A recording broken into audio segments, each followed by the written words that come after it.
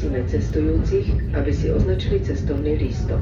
Nasleduje stanica Nový Smokovec. Please do not forget to validate your ticket in the ticket stamping machine. The next stop is Nový Smokovec.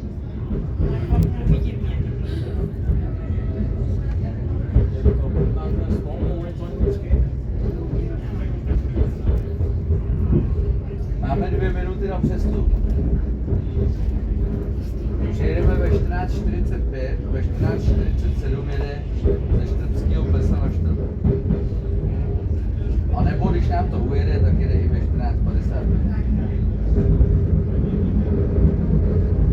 Potom jede až 15:47. To je jak kdyby věděli, že se to nestíhá nebo něco, nevím.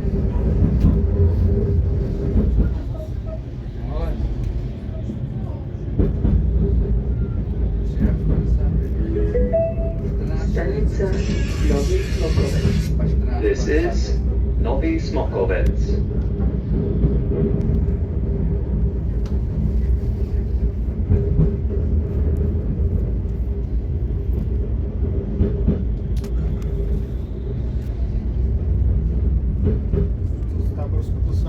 A ve Štrbě musíme přendat zase lístky a jet na tam ty starý. Neprdel. Na co označit? Ne, Tam je tam už bude napsaný- štít lístek, tam bude štít lístek.